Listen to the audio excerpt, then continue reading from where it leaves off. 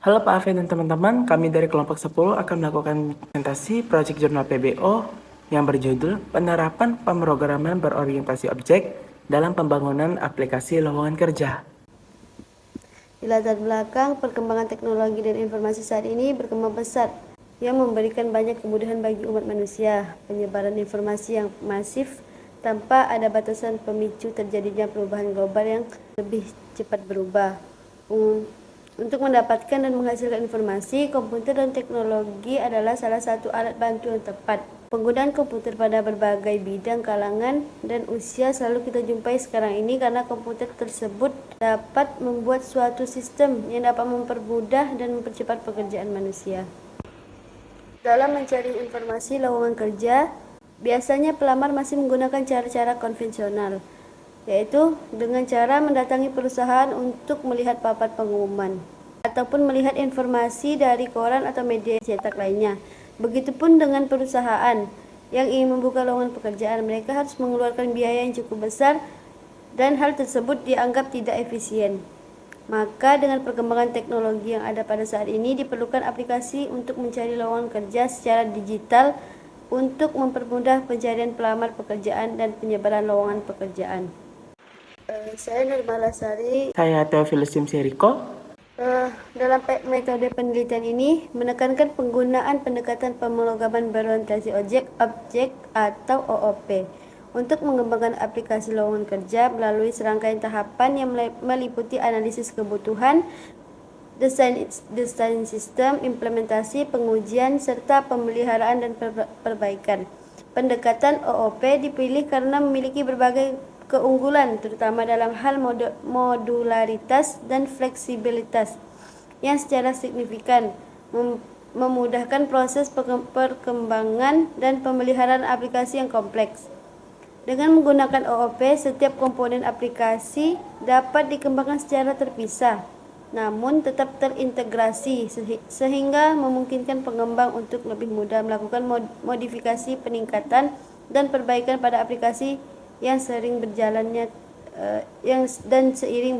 waktu. Selanjutnya pembahasan. Kami akan membahas 4 pembahasan, yaitu yang pertama ada GUI-nya, Graphical User Interface adalah bentuk dialog atau komunikasi antara manusia dengan komputer yang berbentuk grafis dan sangat atraktif. Contoh antarmuka manusia dengan komputer yang berbentuk grafis menggunakan pemrograman visual, yaitu seperti Visual Basic, Visual Fox Pro, Delphi, dan lain-lain. Sistem operasi Windows merupakan sistem operasi berbasis grafis. Selanjutnya XMPP adalah singkatan dari X Platform, Apache, MySQL, PHP, dan Perl.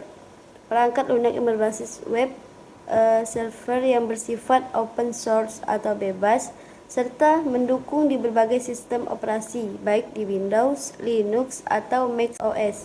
Perangkat ini digunakan sebagai standalone server atau berdiri sendiri, atau biasa disebut dengan local host.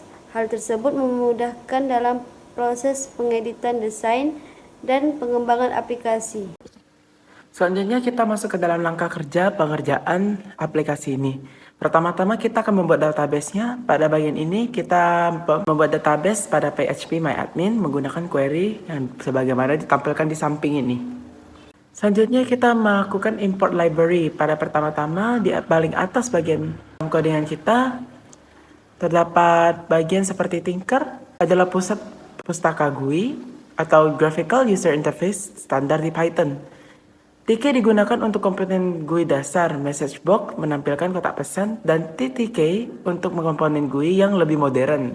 MySQL Connector adalah pusat digunakan untuk berinteraksi dengan database MySQL. Selanjutnya kita masuk dalam pembuatan kelas Job Portal App. Pada bagian ini ada beberapa bagian antara lain init sebagai konstruksi kelas dipanggil saat membuat instance dari kelas ini. Self.root menyimpan referensi ke jendela utama aplikasi.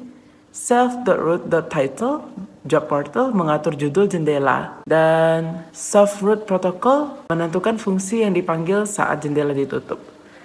Membuat koneksi ke database SQL menyimpan koneksi di self.root con dan objek kursor di self.cursor.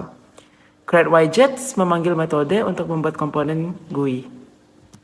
Selanjutnya kita membuat komponen GUI. Pada bagian ini terdapat beberapa bagian antara lain membuat berbagai frame seperti add frame, search frame, result frame, dan mengatur tata letak dengan tag. Add frame mengandung elemen input dan tombol yang menambahkan dan menghapus pekerjaan. Search frame mengandung elemen input dan tombol untuk mencari pekerjaan. Result frame mengandung tree view untuk menampilkan hasil pencarian pekerjaan. Self.tree adalah tree view digunakan untuk menampilkan data pekerjaan dalam bentuk tabel. Selanjutnya kita menambah pekerjaan. Pada bagian ini ada beberapa bagian antara lain mengambil input dari pengguna melalui entry widgets, memasukkan data ke dalam tabel jobs di database, menampilkan pesan kesalahan jika ada masalah dengan koneksi database, memanggil clear entries untuk membersihkan input, dan search job untuk memperbaharui daftar pekerjaan setelah penambahan pekerjaan baru. Selanjutnya kita masuk penghapusan pekerjaan. Dalam part ini ada beberapa bagian, antara lain mengambil pekerjaan yang dipilih dari tree view, menghapus pekerjaan berdasarkan ID dari database, memperbaharui daftar pekerjaan setelah penghapusan. Penjelasan selanjutnya kita mencari pekerjaan. Pada part ini ada beberapa bagian, yaitu mengambil input pencarian dari pengguna, mencari pekerjaan dalam tabel jobs berdasarkan input pencarian, memperbaharui tree view dari hasil pencarian. Selanjutnya, codingan di samping ini adalah bagian dari menutup aplikasi koneksi database dan menghancurkan jendela utama saat aplikasi ditutup. Dan yang terakhir, menjalankan aplikasi melalui codingan di samping. Aplikasi dimulai dengan membuat TK dan job portal add, lalu menjalankan loop utama aplikasi dengan main loop. Pada hasil akhirnya kita dapat melihat GUI di samping. Pada pengujian aplikasi ini dimulai dengan mengaktifkan XAMPP untuk mengakses database secara online. Lalu file job seeker di run yang akan menghasilkan GUI seperti samping ini. Dan pengimpunan lowongan kerja dapat diinput oleh perusahaan di aplikasi yang terhubung berlangsung dengan database. Pencari lowongan kerja dapat mencari pekerjaan dengan menginput nama pada search box. Kesimpulannya, perkembangan teknologi informasi yang telah cepat membawa kemudahan dalam berbagai aspek kehidupan manusia, termasuk mencari lowongan kerja.